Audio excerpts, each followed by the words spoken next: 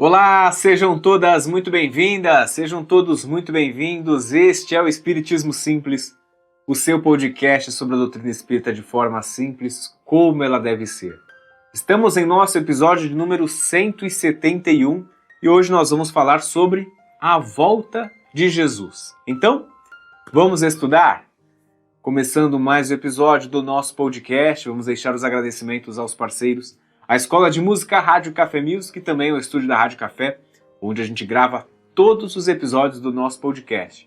Siga eles lá no Instagram, @Rádio Café Music. E também aproveite, siga o nosso Instagram também, @Espiritismo Simples. Lá você pode sempre compartilhar os nossos textos, as reflexões, nosso conteúdo, tá bom? Mande sua mensagem, mande sua sugestão de tema para a gente trazer aqui no nosso podcast, que acontece todas as segundas-feiras, sai sempre um episódio novo às segundas-feiras, às 6 da manhã, lá no YouTube, que é o podcast Espiritismo Simples.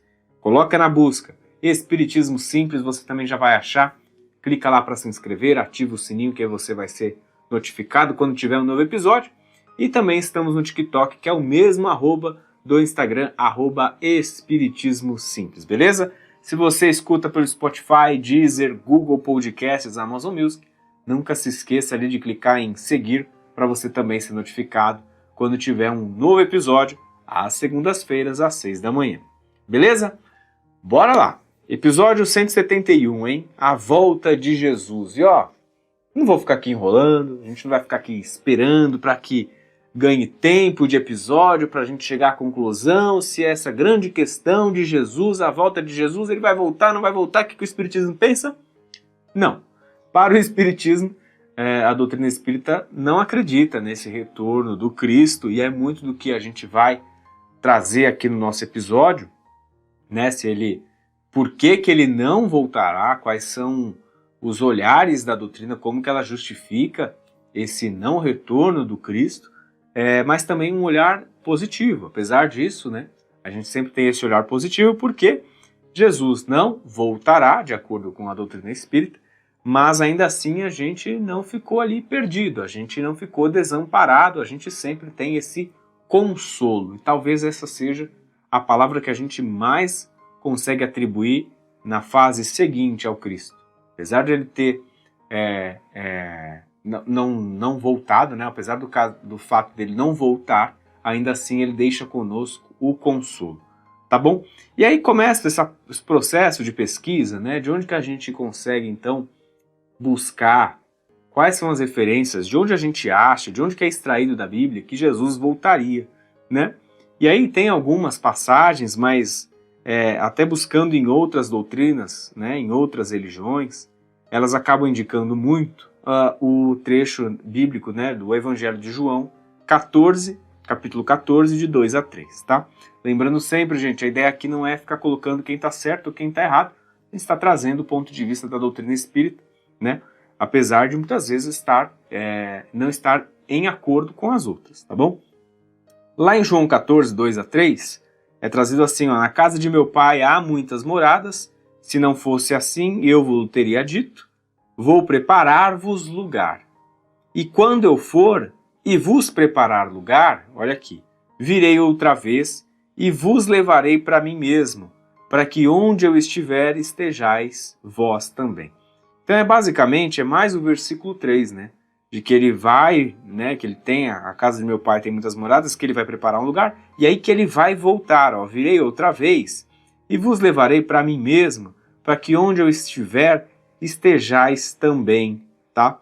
Jesus chega a voltar em algum momento na história? Sim, de fato ele acaba voltando. E ele falou isso aqui antes do seu retorno. E quando que foi o seu retorno? Quando ele volta e fala, né, que aquele encontro com os discípulos em um recinto totalmente fechado, estavam somente eles, 8 dias depois do seu desencarne. Então, a gente já poderia inicialmente pensar que Jesus iria, aqui esse momento que ele fala, né, quando eu vos preparar um lugar, virei outra vez, vos levarei para mim mesmo, para que onde estiver estejais vós também. Em que momento que Jesus fala isso? Esse é o momento que ele está ali, no momento da última ceia, né, com os seus discípulos. Logo depois ele começa, né, ele indica tudo que ele já estava sentindo, né, percebendo do que aconteceria com ele, da questão da traição de Judas. Ele, inclusive, nesse momento, ele também fala: Judas, o que tiver que fazer, o faça, que ele entrega para quem vai me trair, é aquele que eu entregar o meu pão embebido. E aí ele entrega a Judas e fala para Judas, né? Pode fazer aquilo que tiver que ser feito, faça logo. É nesse momento, então, que Jesus fala de que ele vai preparar um lugar e que ele voltaria. E aí 8 dias depois do seu desencarne, vamos colocar assim, Jesus de fato volta. Então aqui já seria um primeiro ponto. Ele já voltou. Ele volta em espírito.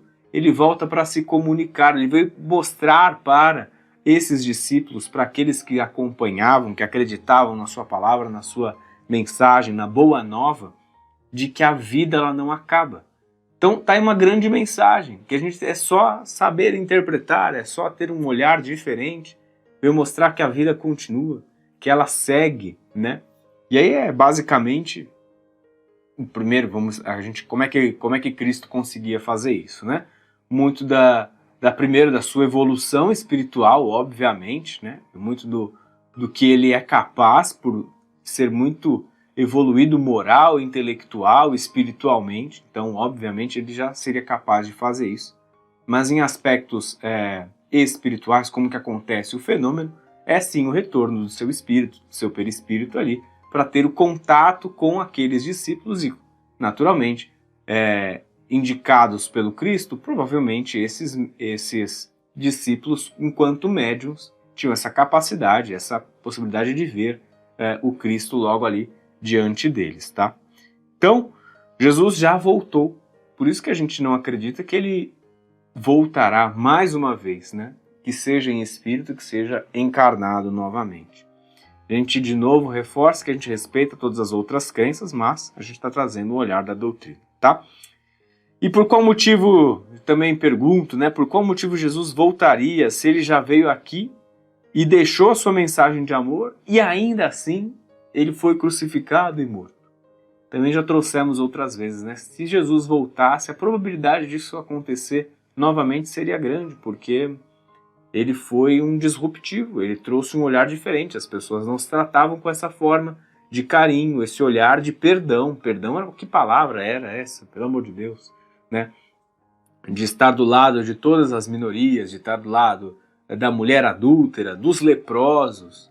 Hoje, pense você, se você encontra uma pessoa que tem a lepra, né, no caso, a hanseníase, você se aproxima dela, você fica do lado dela. Hoje a gente já não faria isso. Se você conhece alguém que foi uma pessoa adúltera, né, que cometeu a traição, nós certamente somos os primeiros a indicar, apontar, julgar, ficar de fofoca, a apontar o dedo e falar alguma coisa dessa pessoa, falar: eu já imaginava, eu sempre soube, essa pessoa ela realmente tinha todo o perfil para fazer isso.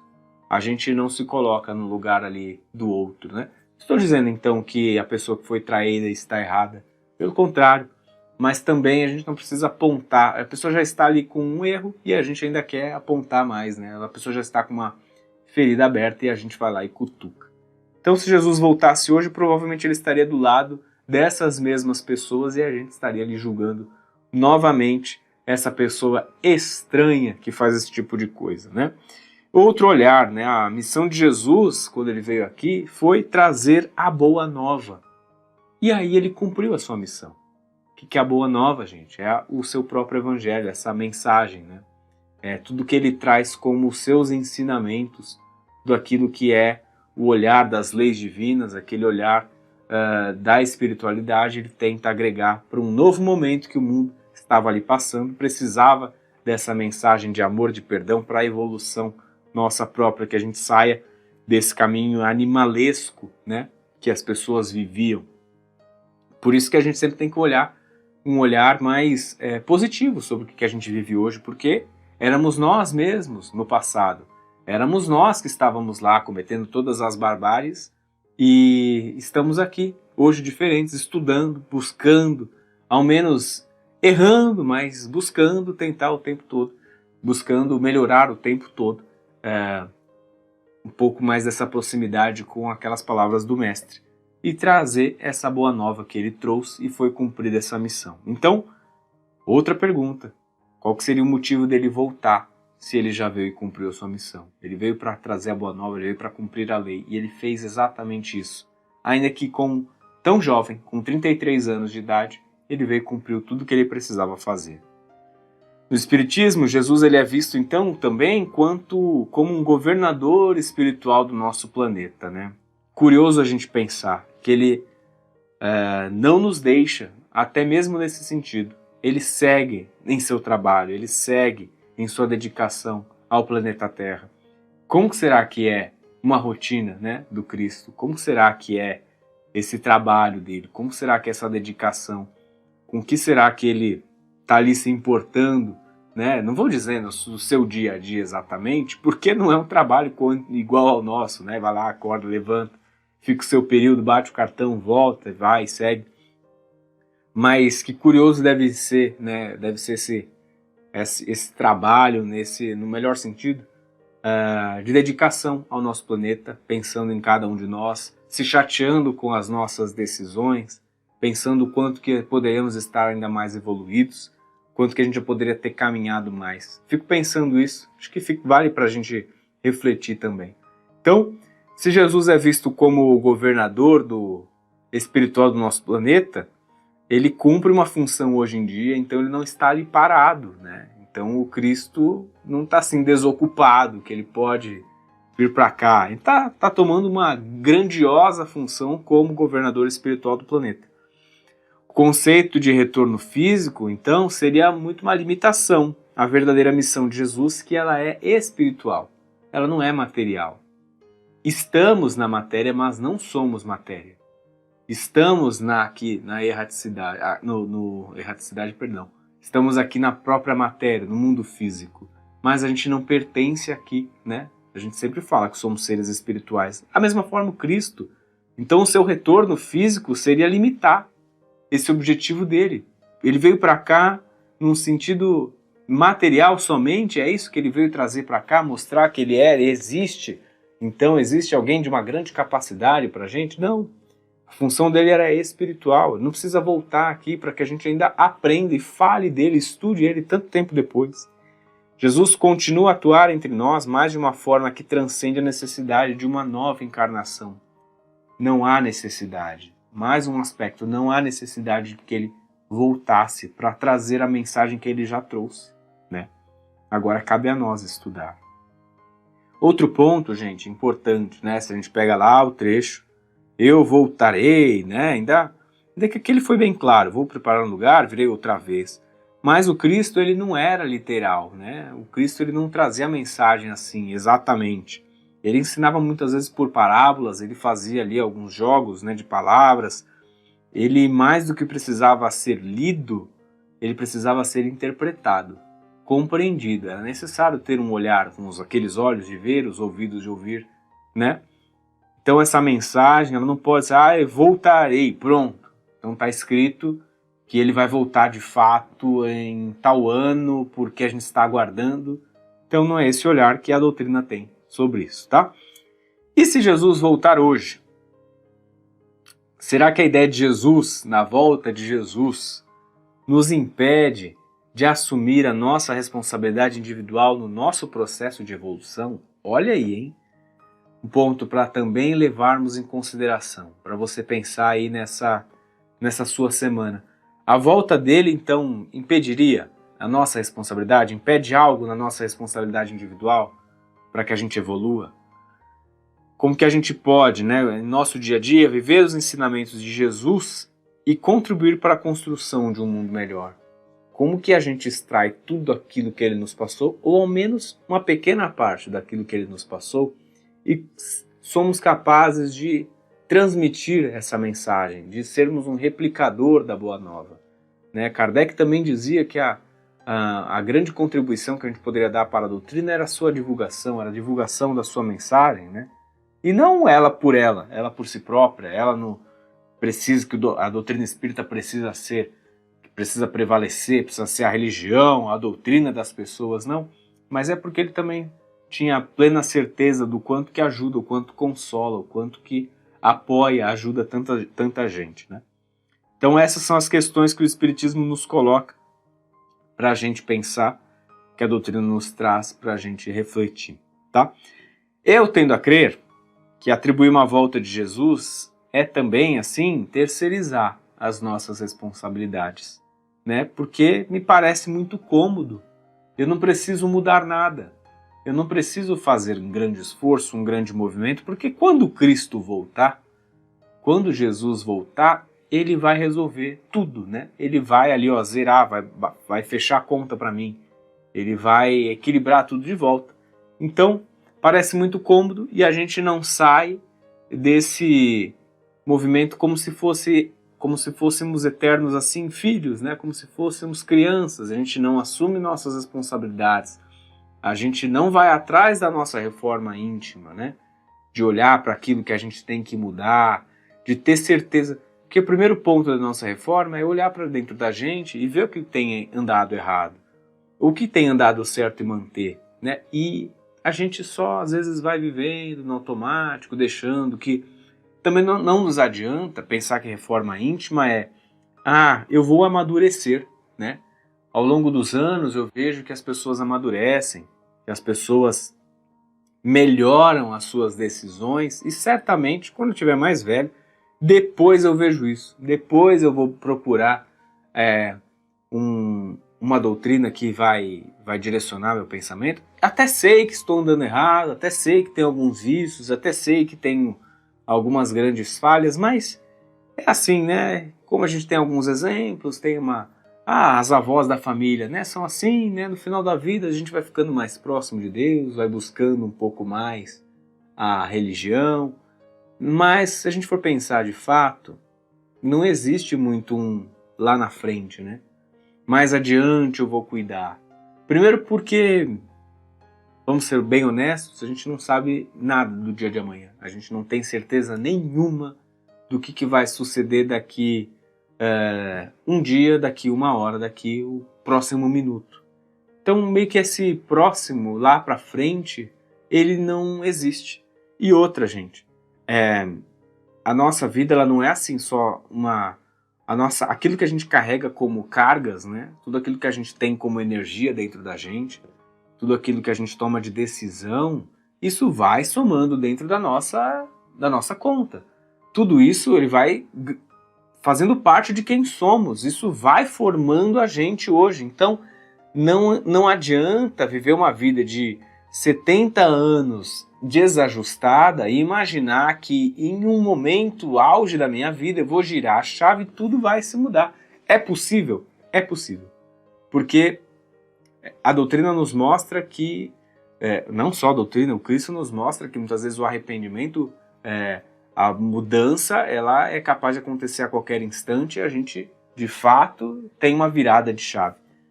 Mas, assim, são exceções, né? São momentos, assim, e difíceis, né? Não é porque a gente consegue também virar que é algo simples, é só virar a chavinha.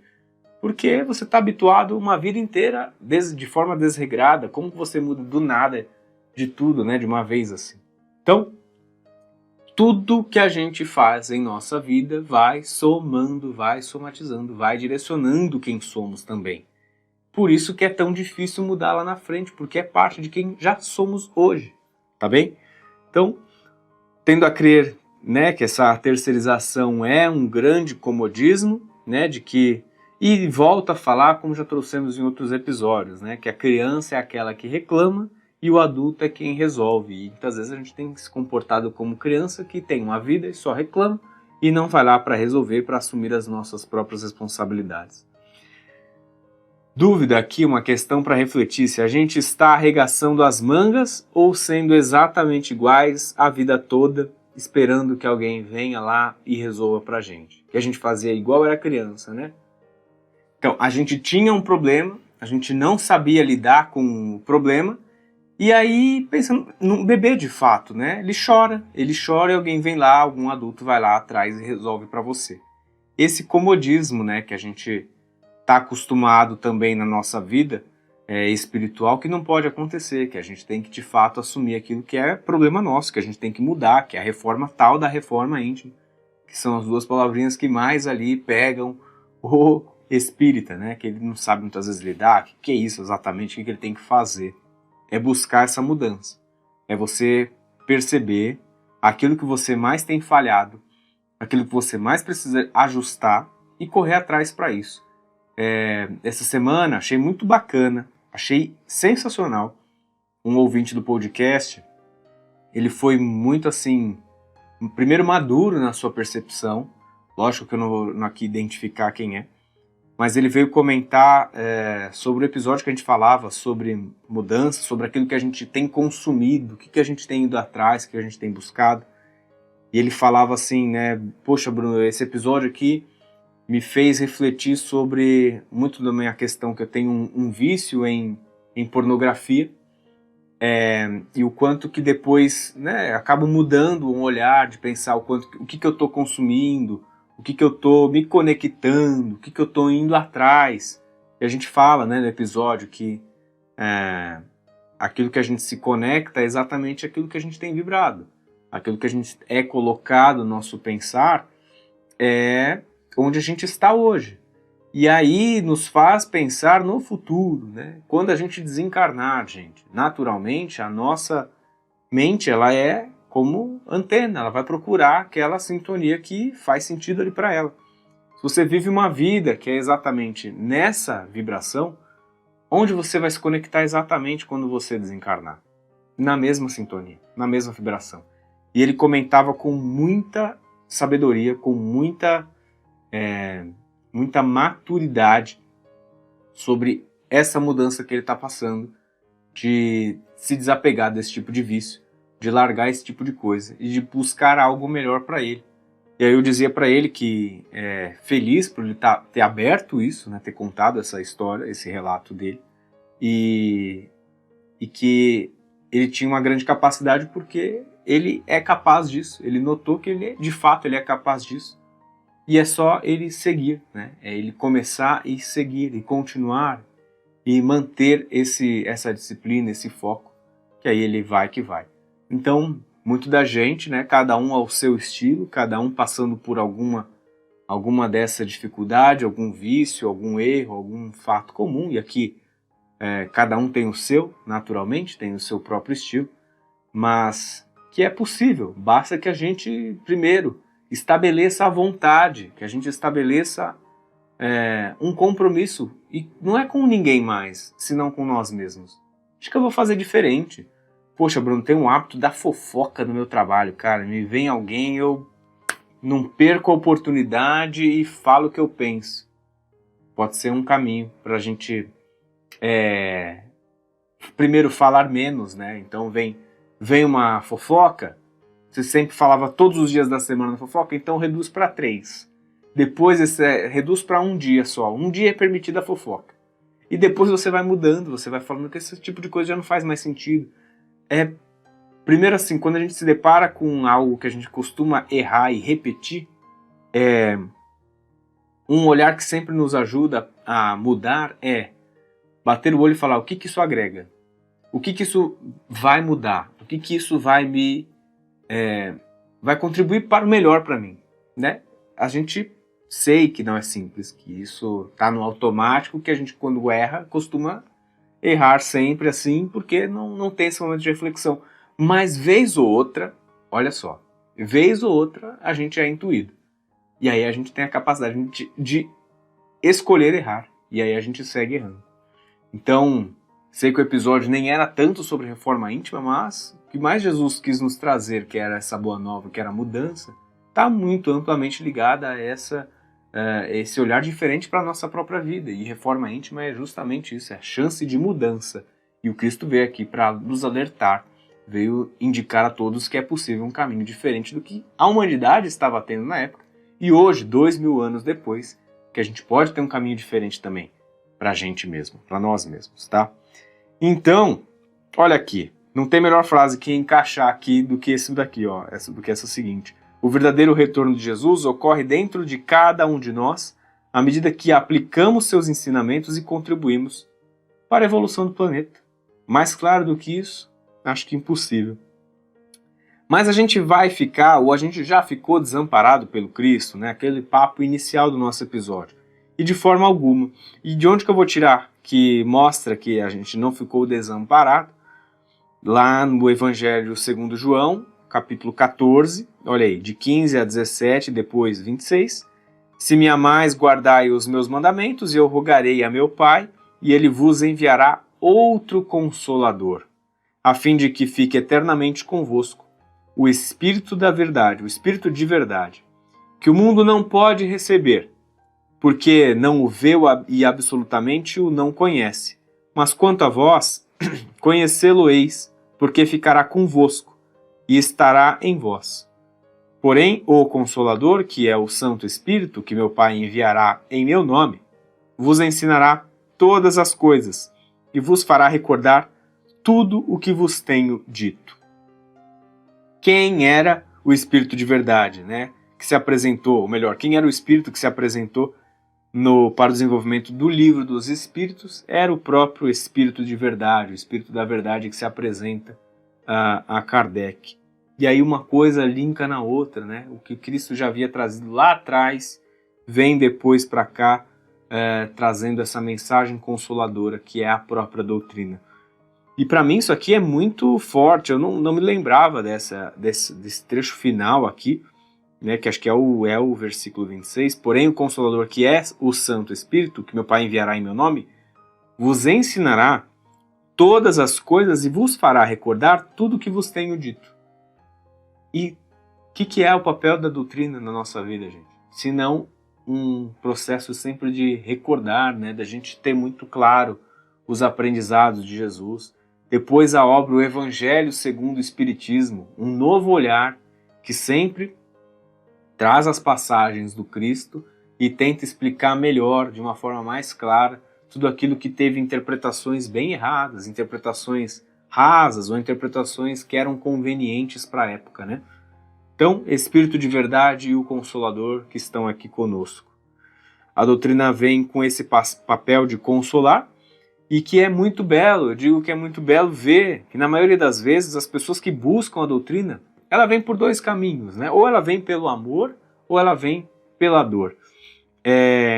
Eu, por exemplo, acabei vindo pelo amor, né? E não teria problema nenhum também se tivesse que vir pela dor. Mas eu vim pela fascinação da lógica, né? Que tem todo por trás da doutrina, por perceber que ali tudo para mim fazia sentido e dava sentido às coisas, né? Que se aproximavam de mim. Então, mas eu também, ao mesmo tempo, conheço muita gente que vem ao Espiritismo por conta da dor, apesar, né, do sentimento que é muito duro, difícil de lidar, é bonito ver a calmaria, ver a serenidade que a doutrina gera nessa pessoa, que transmite para essa pessoa, que também faz sentido e dá sentido a tudo que acontece. É bem comum, né, gente? E tudo bem, as pessoas acabam vindo muito atrás da doutrina espírita quando desencarna algum parente, né, e aí se procura alguma alternativa que não acabe com a vida de uma vez e sabe que a doutrina espírita diz muito sobre que a vida continua, né, e de fato continua. Aqui são passagens, né, são como capítulos de um grande livro que se chama A Nossa Vida. Então cada capítulo é uma existência. Mas é bonito, mesmo essa pessoa que vem pela dor, que vem assim desesperada, que pode ser até que nem siga, não tem problema também nenhum, não siga depois a doutrina espírita, mas ela ajuda, ela consola. Já ouvi muita gente falar, olha, sou católico, ou sou evangélico, ou de qualquer outra religião, mas quando eu falo, né, sobre o espiritismo para a pessoa, ela fala, mas para mim faz bastante sentido. Não é a minha religião hoje, mas para mim faz bastante sentido, e quando eu perdi tal pessoa na minha vida, foi o que me ajudou muito. Um caminho natural também do espírita, né, ou desse que tem buscado algo do espiritismo, quando ele lê Violetas na Janela, um clássico, né, ele também ali desperta algo nele, tudo bem, às vezes foi soltada ali, foi solta uma pequena semente para ele refletir sobre, não sobre o espiritismo na vida dele, mas sobre essa questão de que a vida segue, de que não precisa ser tão duro, de que como que a gente reage às coisas da nossa vida, que a gente não precisa viver enlutado por alguém que foi, porque a gente vai, se for possível, reencontrar com aqueles, se for de nosso mérito, do mérito daquele que já partiu, tá? Esses irmãos nossos, né, quantas vezes que ali muitas vezes que se diziam no fim do poço, encontram um caminho de luz, caminham até lá e saem dessa situação. Eu falo, né, também, já trouxe aqui outras vezes, outras oportunidades, que eu sou celebrante de casamentos, e nas entrevistas eu tenho a grande felicidade de conhecer muito da intimidade das pessoas, dos casais, né? Eu entrevistei um casal em agosto do ano passado, e a postura do noivo era assim de, cara, total ceticismo quanto à doutrina espírita, ou qualquer que seja a religião. Ele não era nada ligado a isso, ele não acreditava em nada, não era nada pegado nesse sentido. E a noiva, já ao contrário, ela é espírita há muitos anos.